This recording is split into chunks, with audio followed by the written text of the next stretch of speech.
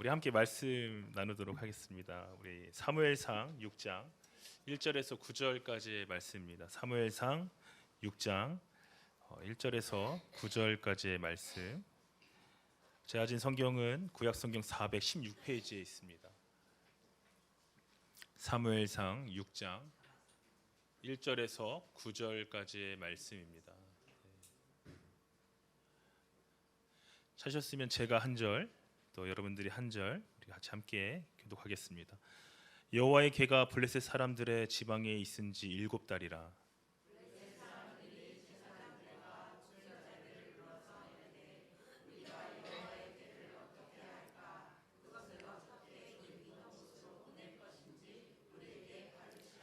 그들이 이르되 이스라엘 신의 궤를 보내려거든 거저 보내지 말고 그에게 속건제를 드려야 할지니라. 그리하면 병도 낫고 그의 손을 너희에게서 옮기지 아니하는 이유도 알리라 하니.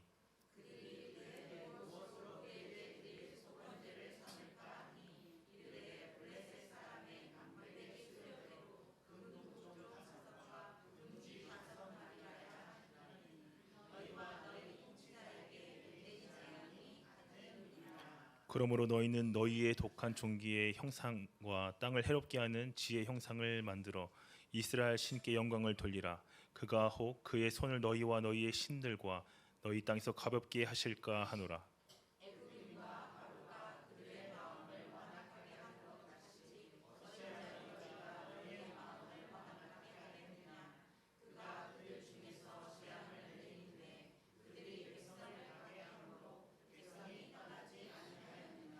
그러므로 새 수레를 하나 만들고 멍에를 메어 보지 아니한 젖나는 소 2마리를 끌어다가 소의 수레를 메우고 그 송아지들은 떼어 집으로 돌려 보내고.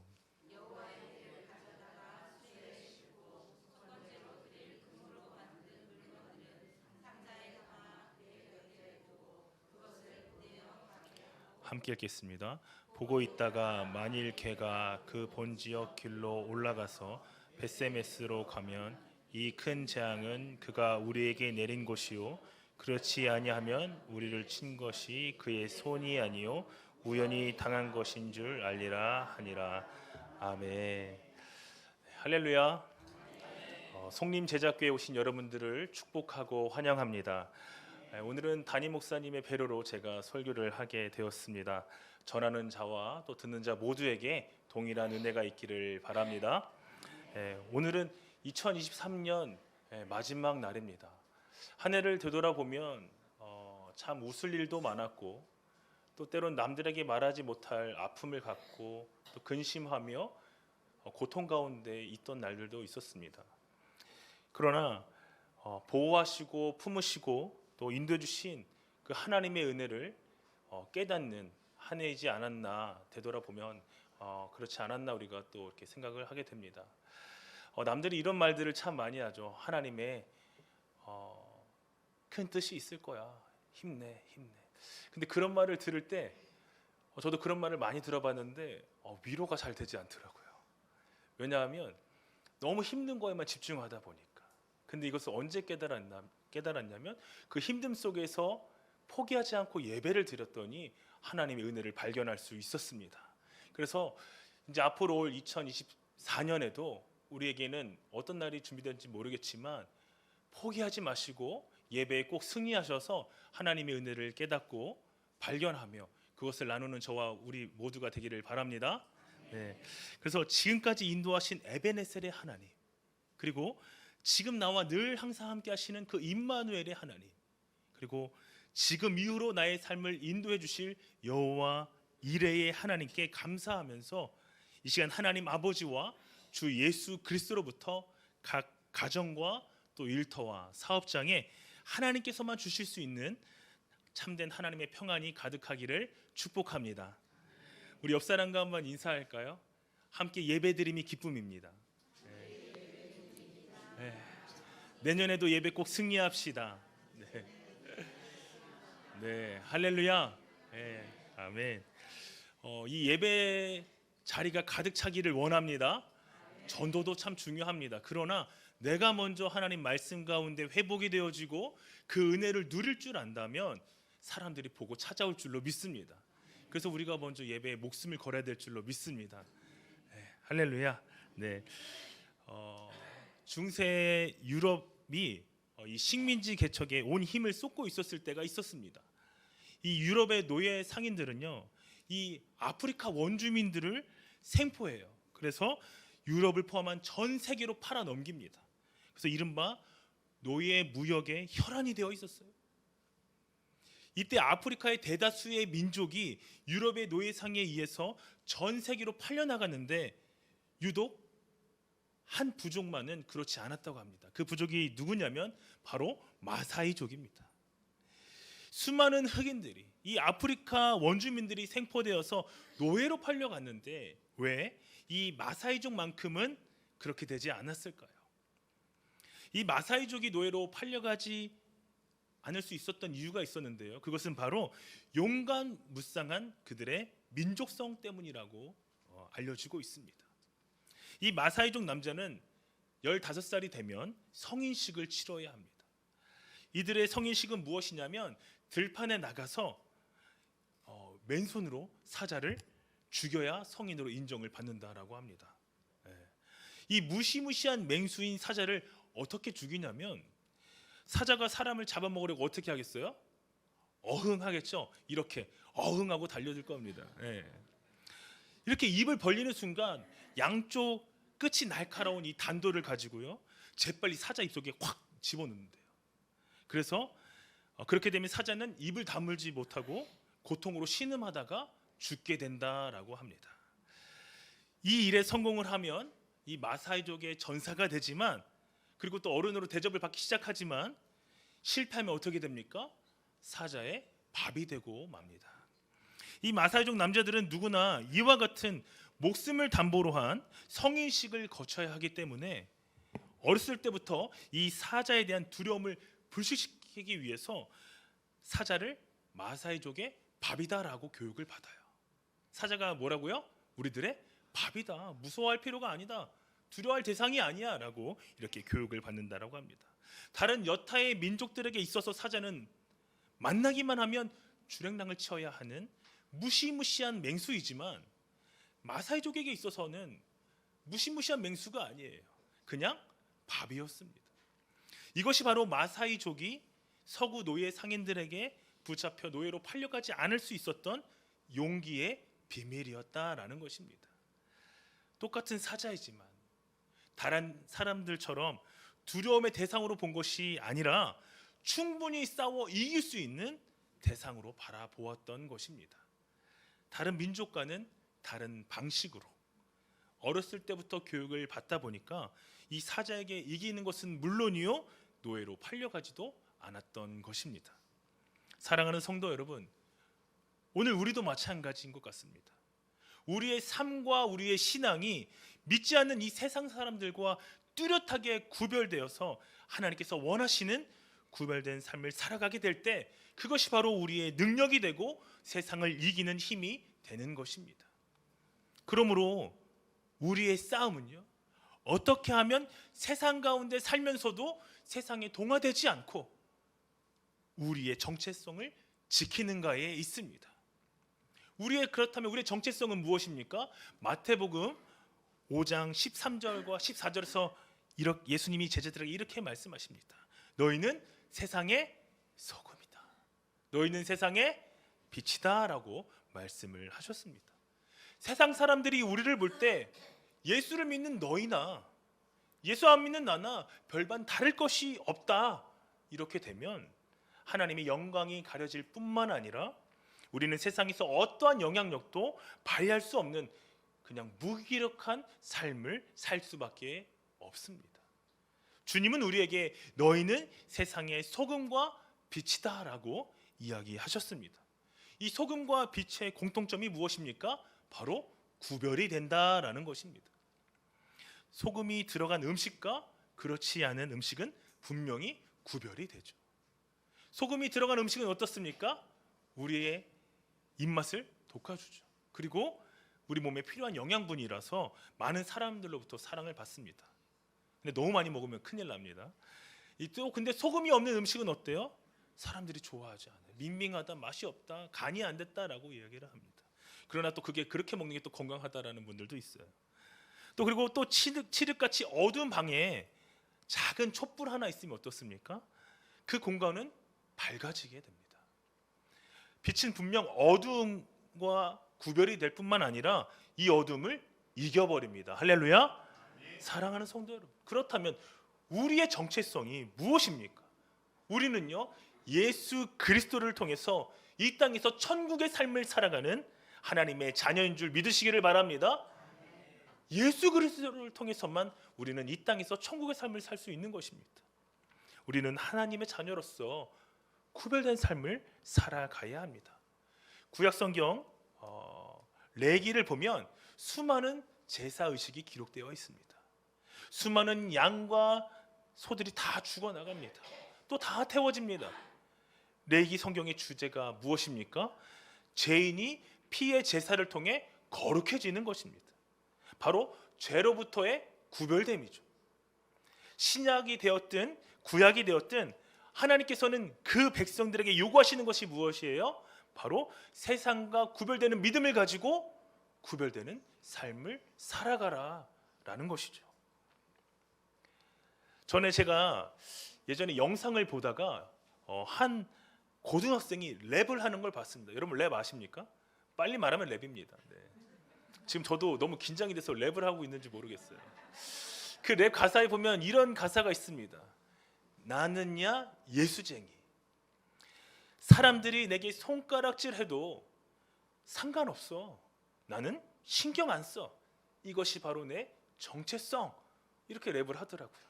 나는야 예수쟁이. 사람들이 내게 손가락질해도 나는 상관없어. 나는 신경 안 써. 이것이 바로 내 정체성.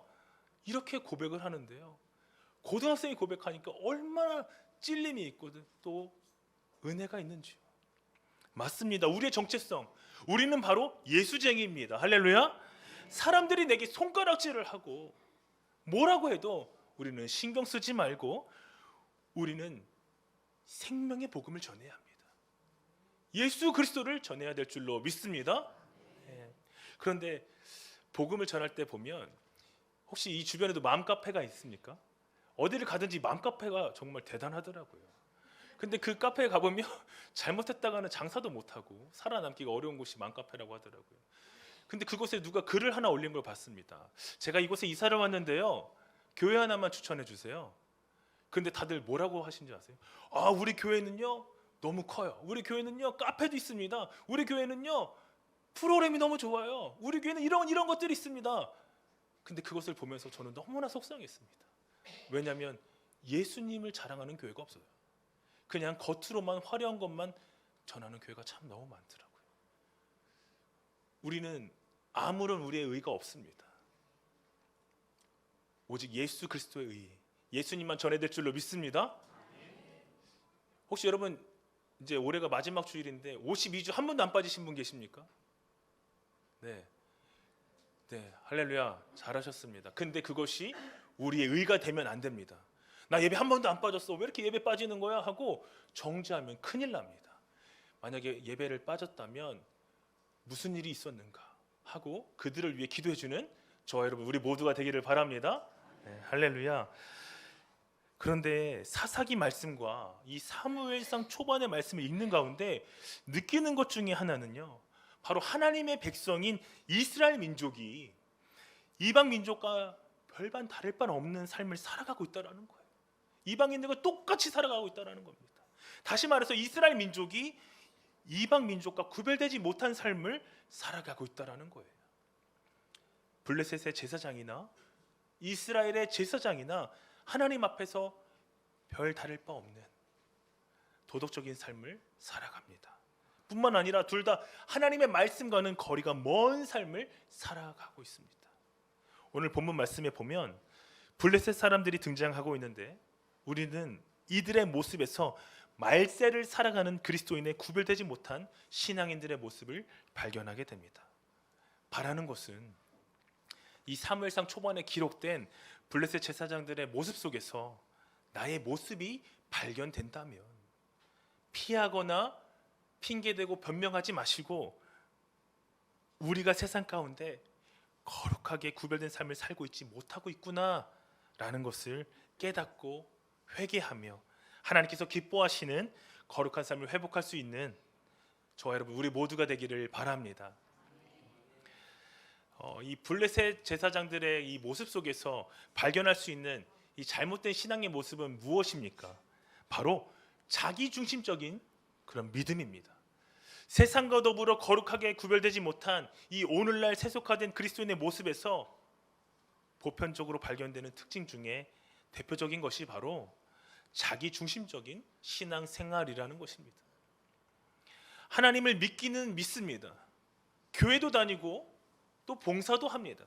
하지만 그 마음 중심에는 하나님이 아니라 바로 자기 자신이라는 거죠. 자기가 더 드러나고 싶다라는 거죠. 하나님을 따르는 것보다 내가 원하는 삶이 더 중요하다라는 것입니다. 내 생각이 하나님의 생각보다 우선순위일 때가 더 많습니다. 이런 사람이 바로 자기 중심적인 신앙생활을 하는 사람들입니다. 이런 사람을 통해서는 하나님의 영광이 드러날 수가 없어요. 또한 이런 사람을 통해서는 하나님의 나라가 확장될 수도 없습니다. 부르심의 소망을 이루어 드릴 수도 없어요.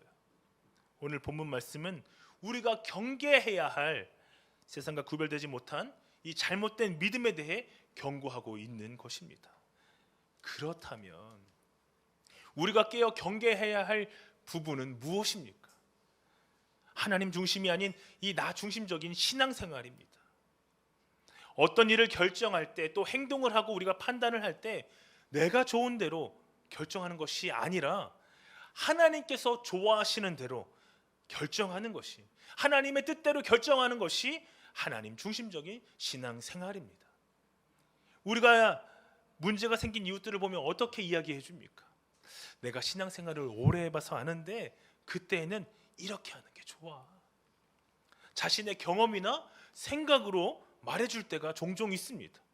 근데 이것은 하나님 중심이 아니에요. 똑같은 상황일지라도 하나님께서 일하시는 방법은 다를 수가 있습니다. 그렇기 때문에 우리는 어떻게 해야 합니까? 억지로라도 예배를 드려야 될 줄로 믿습니다. 왜냐하면 그 가운데 하나님께서 말씀으로 우리에게 하나님 방법을 알려주시기 때문에 그래요. 똑같은 문제더라도 A 집사에게는 새벽 예배를 나와라 하실 수도 있고 B 집사에게는 말씀을 더 읽어라 하실 수도 있는 것입니다. 하나님 중심은요, 하나님 중심적인 신앙생활은 무엇이냐면, 주님, 내가 지금 어떻게 하기를 원하고 계세요? 하나님, 아버지께서 나를 통해 하시고자 하시는 것이 무엇인가요? 내가 발견하게 해주시고 그 뜻대로 살아갈 수 있는 힘이 되어주세요. 그렇게 기도하는 것입니다. 이렇게 주님께 여쭈어보고 하나님께서 주신 말씀에 순종해야 하는 것입니다. 할렐루야. 사랑하는 부모님과 또 남편과 아내 그리고 자녀들의 그 구원을 위해서 기도하고 있는 분들에게 당신이 예수님 믿으니까 무조건 섬기기만 하면 돼. 무조건 잘 섬기면 언젠가는 그분들이 교회에 나와서 예수님을 영접할 것이야 라고 말하는 사람들이 있어요. 그냥 남편들 좋은 것 좀 해주고 맛있는 것도 해주면 언젠간 교회 올 거야. 제가 신방을 하면서 많이 느꼈습니다. 이렇게 하시는 분들이 참 많더라고요.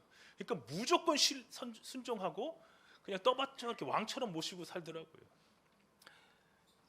복음을 전하기 위해 섬기는 것은 당연한 것입니다. 맞는 거죠. 그러나 무조건 섬기는 것은 위험한 행동입니다. 왜냐하면 그분들이 이렇게 하면은 내가 교회 한 번만 가면은 내가 원하는 거 다 해주는구나 하고 오히려 너무 힘들게 하기 때문에 그래요. 그렇다면 우리는 어떻게 해야 합니까? 예전에 극동방송에서 들었는데요, 이분 전도하려고 내가 그냥 무조건 섬기는 게 아니라 이렇게 하라고 하더라고요. 하나님, 나의 사랑하는 가족이 예수님 믿기를 원해요. 그런데 내가 어떻게 해야 될지 모르겠어요. 어떻게 섬겨야 할까요? 라고 우리는 늘 주님께 여쭈어 봐야 합니다. 그리고 하나님께서 주신 말씀에 그대로 순종해야 합니다. 왜냐하면 하나님께서 일하시기 때문에 그래요. 내가 일하는 것 같아 보여도요, 하나님께서 일하고 계십니다. 홍해바다를 누가 갈랐습니까? 모세가 갈랐나요? 아니죠. 하나님께서 하신 거죠. 그런 것처럼 우리는 하나님께 기도해야 합니다. 예레미야 33장 2절과 3절 말씀에 보면 일을 계획하고 진행하고 성취하시는 분이 누구세요? 하나님이세요. 그 하나님께 우리는 어떻게 해야 합니까? 부르짖어 기도해야 합니다. 그럼 하나님께서 응답해 주실 줄로 믿습니다. 이 부르짖는다라고 해가지고요, 저도 어렸을 때 그냥 주야 주야 하면서 소리만 크게 불렀던 것 같아요. 근데 이제야 좀 깨달은 것 같아요. 하나님께서 저에게 이런 마음 주시더라고요. 나 잘 들린다 진영아, 그렇게 크게 하지 말고, 그냥 크게 소리만 지르는 것이 아니라 나는 아무것도 할 수 없는 연약한 존재입니다. 오직 주님만 하실 수 있어요 라고 인정하면서 믿음으로 기도하는 것입니다. 그래서 하나님의 나의 주인 되심을, 그 주권을 인정하고 우리의 연약함을 인정하는, 그래서 하나님께 응답받는 삶을 사는 저와 여러분 우리 모두가 되기를 바랍니다. 오늘 이 시간부터 우리의 삶을 지배하는 이 원리가 변화되기를 바랍니다. 이제는 내가 내 삶의 주인이 아니라 누가 주인이 되어야 합니까? 내게 생명 주시고 영생을 주신 바로 예수님이 내 삶의 주인이 되어 주셔야 합니다. 그러기 위해서는 우리는 매 순간순간마다 주님께 엎드려야 돼요. 교회에 와서만 엎드리는 것이 아니라 우리에게 주어진 그 삶과 가정과 일터와 사업장, 그리고 속해 있는 공동체에서, 또 그리고 우리가 나아가는 그곳에서 늘 주님께 엎드려야 합니다. 날마다 주님께 무릎을 꿇고 엎드리며 주님의 주권을 인정하는 저 여러분 우리 모두가 되기를 바랍니다. 아까 목사님께서 이야기해 주셨지만 저도 사역을 준비하면서 그냥 가만히 있어서는 안 될 것 같아서 이른 새벽부터 택배 회사를 다니고 있습니다. 물류센터에 가서 열심히 기사님들과 물건을 막 불려주고 있어요. 근데 레일이 얼마나 빨리 오는지, 또 무거운 짐이 얼마나 많이 오는지, 벌써 한 달이 되었는데 절임 배추가 왜 이렇게 밉던지, 또 쌀은 왜 이렇게 많이 내려야 되는지, 또 이렇게 한 가정에서는 귤을 20박스씩 시켜서 나눠 먹는지, 아유 주여 하는데, 그곳에서 기도했어요. 하나님, 말씀 들으면서 기도했어요.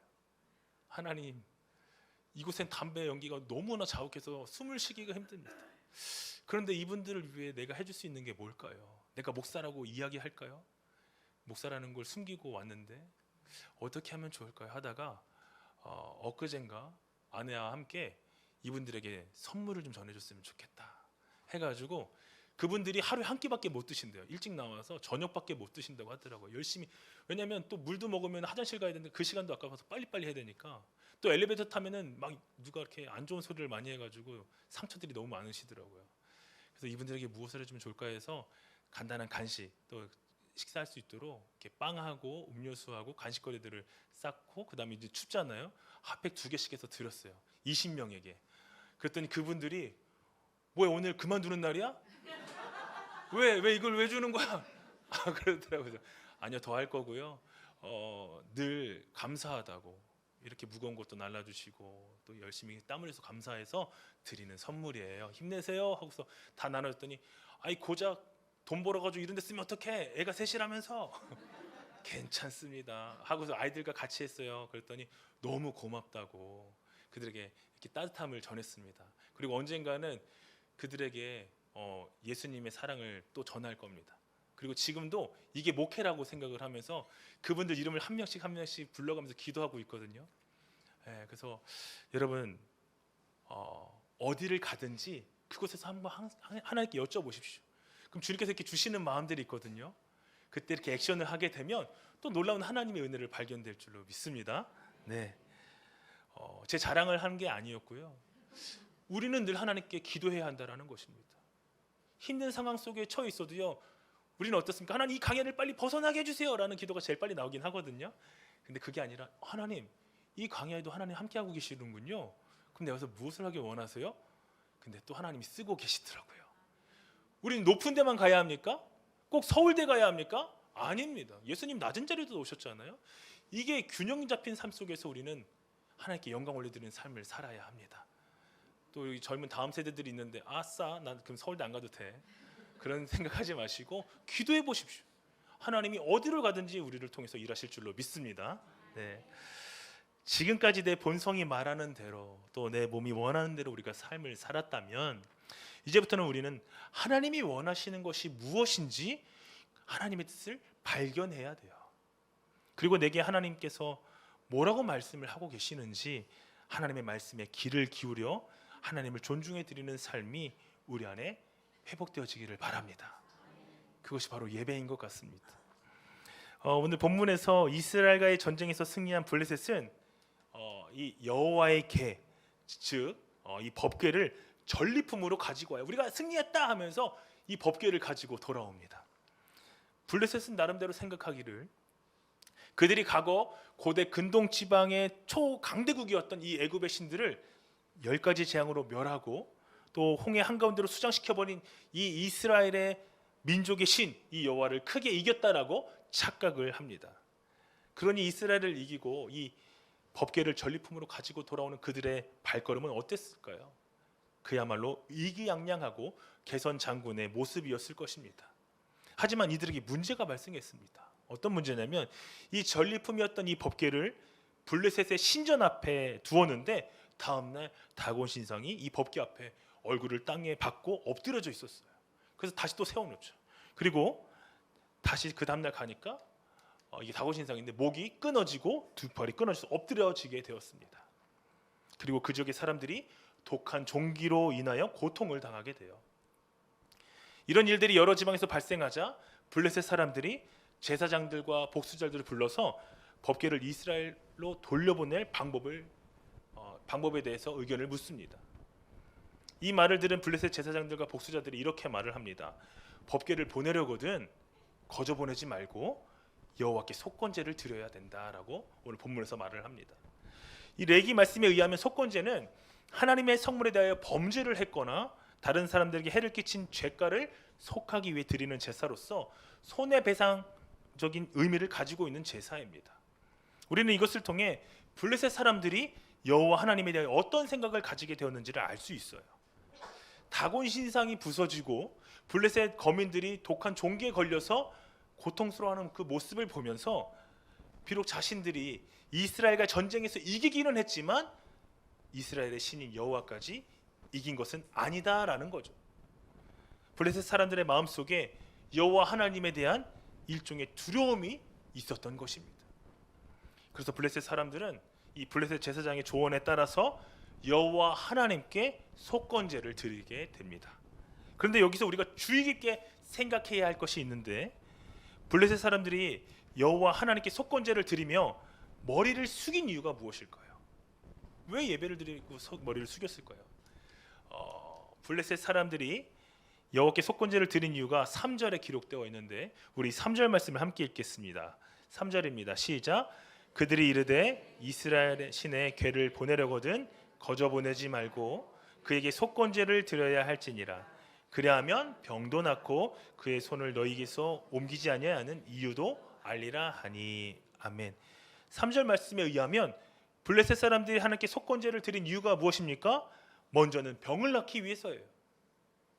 얼마나 많은 블레셋 사람들이 극한 고통 가운데 신음하고 있었는지를 알 수 있는 대목입니다. 또 속건제를 드린 또 다른 이유는 무엇입니까? 바로 여호와의 재앙의 손이 블레셋에서 옮겨지지 않는 이유. 다시 말해 여호와께서 왜 이 블레셋에 재앙을 내리시고 그 손을 거두어 가지 않았는지를 알기 위함입니다. 하루빨리 그 고통에서 벗어나고 싶다고 하는 마음이 나타난 대목이죠. 블레셋 사람들이 하나님을 두려워하고 하나님을 예배하며 하나님께 속건제를 드렸던 이유는 한마디로 요약하면 바로 자기 자신에 있는 거예요. 하나님을 경외하는 마음으로 예배를 드리는 것이 아니라 내 병 좀 낫게 해주세요. 이 고통이 빨리 사라지게 해주세요. 그들이 하나님 앞에 예배를 드렸다라는 것입니다. 어떻게 하면 여호와께서 내리신 이 고통의 재앙을 그치게 할 수 있을까? 이것이 블레셋 사람들이 여호와 하나님께 제사를 드렸던 근본적인 이유였습니다.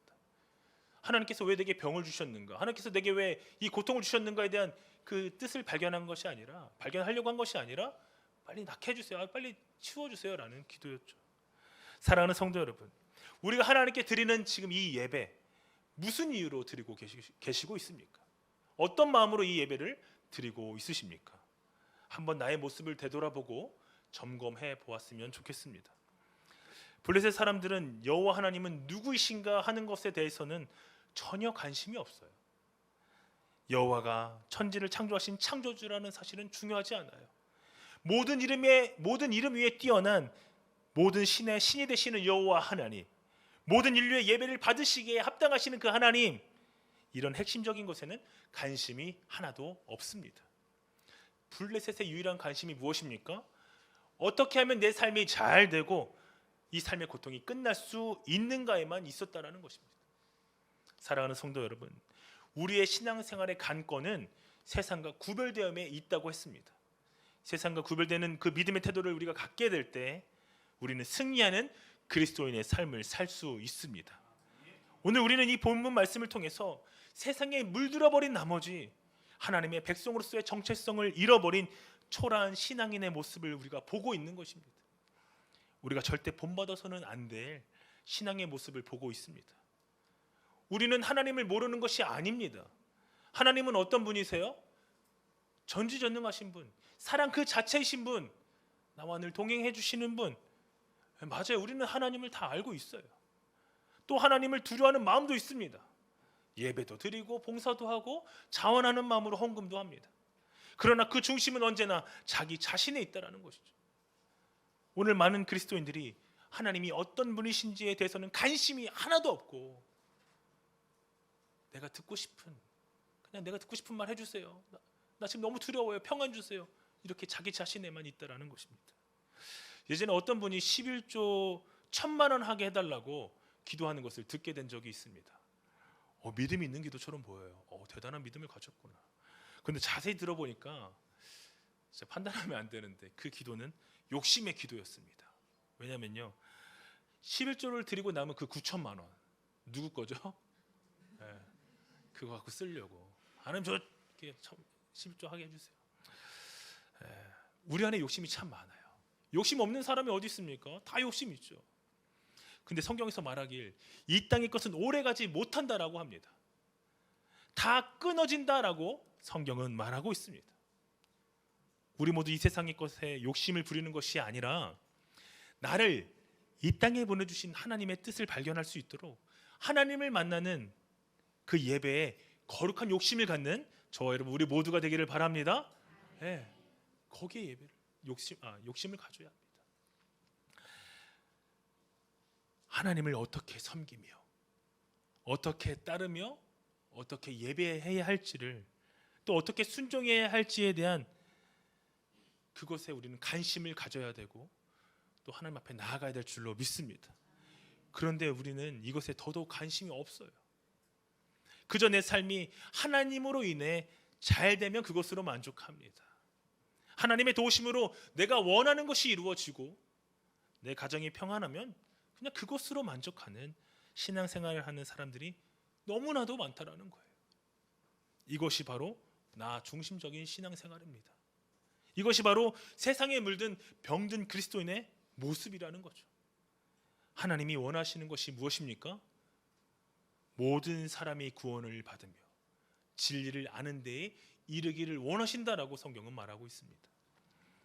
하나님의 음성에 귀를 기울이고 하나님의 뜻을 발견하는 저와 여러분 우리 모두가 되기를 바랍니다. 그리고 하나님께서 우리에게 주신 이 귀한 시간에 하나님께서 부르신 삶의 그 터전에서 삶으로 선명한 복음을 전하는 우리들의 삶이 되었으면 합니다. 사랑하는 성도 여러분, 어떤 의미에서 이 신앙생활이란 하나님께서 기뻐하시는 것이 무엇인지 깨닫고 깨달은 대로 순종하는 것이라 해도 과언이 아닙니다. 그러므로 나를 사랑하사 나를 위하여 자기의 몸을 십자가에 내어주신 예수 그리스도께 내 삶의 주도권을 다 내어드리고 날마다 예수님이라면 주님 이사서 예수님이라면 어떻게 하셨어요? 그렇게 여쭙고 각자에게 주신 말씀대로 순종하는 삶을 살아가는 저 여러분 우리 모두가 되기를 바랍니다. 지금도 내 삶의 주인이 나라면 지금 있는 그 자리에서 엎드리셔야 해요. 하나님 내 삶의 주인이 되어 주시옵소서 이렇게 고백해야 한다는 거죠. 왜냐하면 우리는 생명의 빛을 진 자들이죠. 더불어 영혼의 빛을 진 자들입니다. 우리는 예수님 때문에 새 생명을 얻었고 예수님 때문에 영생을 받았습니다. 그러므로 우리의 삶의 패러다임이 바뀌어야 됩니다. 주님 때문에 내가 살게 되었다면 주를 위하여 살아가는 신앙인의 참된 정체성을 회복해야 한다라는 것입니다. 우리 함께 회복합시다. 회복합시다. 회복은 예배를 통해 회복될 줄로 믿습니다. 2024년도에도 예배 승리하는 저 여러분 우리 모두가 되기를 바랍니다. 2024년도부터 예배 승리해야지 하면서 1월 7일 주일날 그때 오지 마시고 오늘 송구영 씨 집에 꼭 참석하시기를 바랍니다. 할렐루야. 네. 세상에는 크게 두 가지 종류의 사람이 있습니다. 나를 위하여 사는 사람이 있는가 하면 나를 십자가 위에서 살려주신 예수 그리스도를 위하여 사는 사람이 있어요. 사람들은 종교적인 열심, 헌신, 선행으로 죄를 용서받을 수 있다라고 착각하며 살아갑니다. 그러나 우리는 예수님 외에 구원받을 만한 다른 이름을 받은 적이 없어요. 예수님이 아닌 다른 어떤 것으로도 죄를 용서받을 수 없고 그에 대한 하나님의 진노와 심판을 막을 수가 없습니다.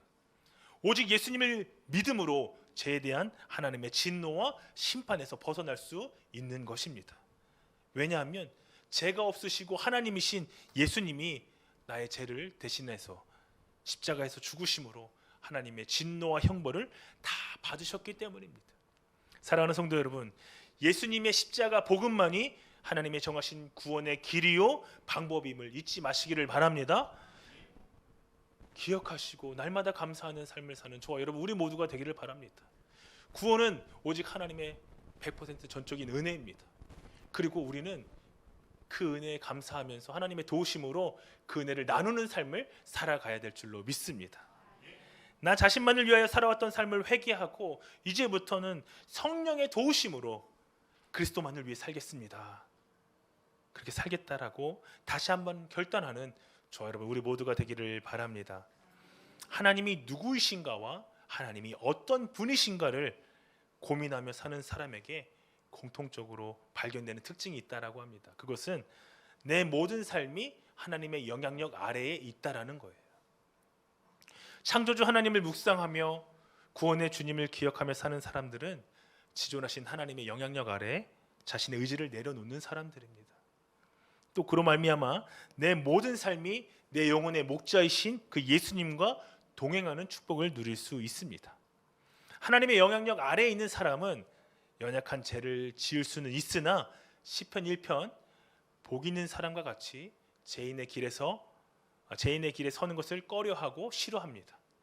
실수로 죄를 짓게 하면 그로 인하여 아파하고 고통스러워할 줄을 알아요. 그렇습니다. 하나님이 누구이신가라는 질문 앞에 살아가는 사람은 이처럼 하나님 영향력 아래 살아갑니다. 반면에 내가 내 삶의 중심에 서 있는 사람은 어떻습니까? 하나님 영향력 아래 내가 들어가는 것이 아니라 하나님을 나의 영향력 아래에 두고 삶을 살아가요. 내가 필요할 때 하나님을 찾고 호출해요. 나를 도와줘야 한다며 하나님께 졸라요. 하나님 좀 도와주셔야죠. 이때 이렇게 하셨어야 되는 거 아닙니까? 심지어 협박도 한다고 합니다. 이런 사람들은 쉽게 죄를 지어요. 죄를 지어도 회개하면 되지라는 마음으로 가책도 없습니다. 사랑하는 성도 여러분, 우리 모두 하나님을 내 영향력 아래 두고 살아가는 어리석은 인생이 되지 않기를 바랍니다. 사실 그런 삶은 있을 수가 없습니다. 거룩하시고 지존하신 하나님이 어찌 어리석은 인생의 그 영향력에 의해 좌지우지 될 수 있겠습니까? 하지만 이와 같은 마음의 자세로 살아가는 사람은 세속화된 신앙생활 가운데 살아가는 사람으로서 절대로 빛과 소금으로 하나님의 영광을 위해 부르심의 소망을 따라 살아갈 수가 없습니다. 자기중심적인 믿음을 가지고 살아가는 사람에게서 절대로 찾아볼 수 없는 것이 있습니다. 그리고 하나님 중심적인 믿음을 소유한 사람에게서만 발견할 수 있는 것이 있는데 그것은 바로 신앙 고백입니다. 신앙 고백. 이 신앙 고백은 환경과 조건, 개인적인 기호와 편리성, 시시각각 변하는 이 변화에도 불구하고 이런 것들의 영향을 받지 않게 우리 중심을 붙잡아 줍니다. 또한 죽음의 공포 앞에서도 우리의 중심을 붙잡아 주는 것이 바로 신앙 고백입니다.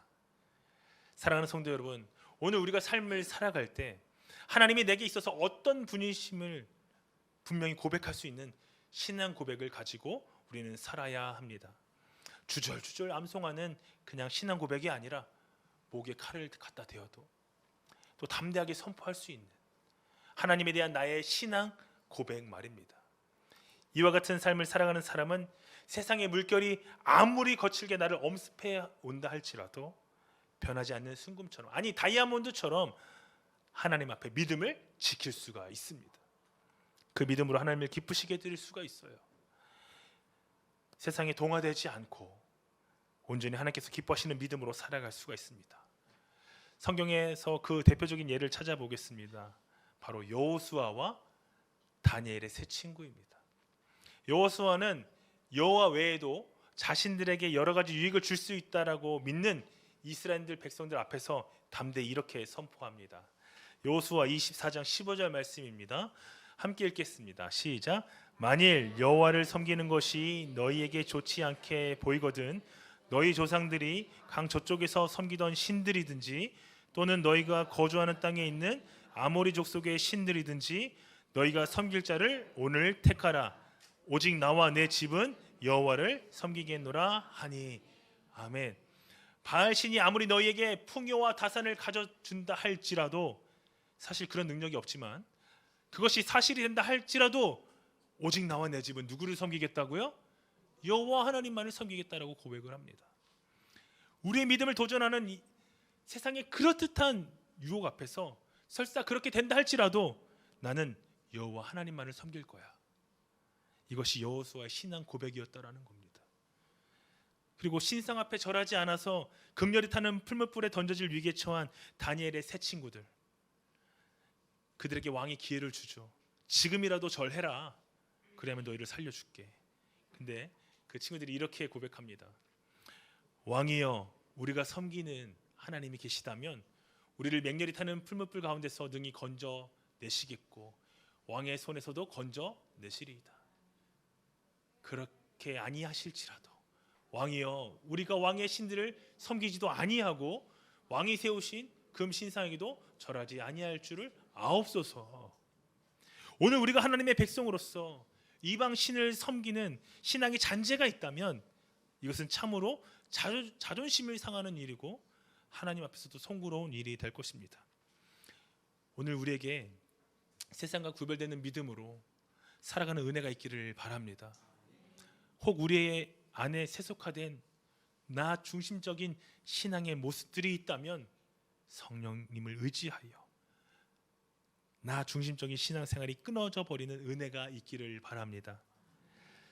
이제 끝으로 한 가지만 얘기하고 마치도록 하겠습니다. 예전에 어떤 분이 기도하시다가 제가 생각이 났대요. 그래가지고 찬양을 좀 한번 들어보세요 목사님 하면서 찬양을 보내주셨는데 그 찬양의 가사가 하나님의 열심이라는 찬양입니다. 그때 제 상황이 좀 너무 힘들고 어렵고 좀 무기력해져 있었거든요. 근데 이 찬양을 받고 얼마나 감사했는지 몰라요. 가사가 이래요. 사랑하는 내 딸아, 사랑하는 내 딸아, 사랑하는 아들아, 조금 느린 듯해도 조금 더딘 듯해도 기다려주고 날 믿어줄 수 있겠니? 앞이 보이지 않아도 또 이해가 되지 않아도 살아줄 수 있겠니? 너의 기도는 내가 잊지 않고 있어. 나의 열심으로, 너의 열심이 아닌 나의 열심으로 이루어 줄 거야 라는 찬양의 가사였습니다. 사랑하는 성도 여러분, 하나님이 지금도 일하고 계십니다. 우리 모두 문제에 부딪혔을 때 포기하거나 좌절하지 마시고 함께 하시는 하나님을 예배하는 예배자로서 서 있기를 소망합니다. 이 시간 이후로부터는 주님께서 내게 주신 이 정금과 같은 믿음을 회복하여 하나님 앞에 인정받고 내 삶을 하나님께 신앙 고백으로 드리며 하나님의 임재가 경험되어지는 삶을 살아가는 저와 여러분 우리 모두가 되기를 축원합니다. 축원합니다. 우리 말씀을 생각하면서 주께서 다스리네 찬양하겠습니다.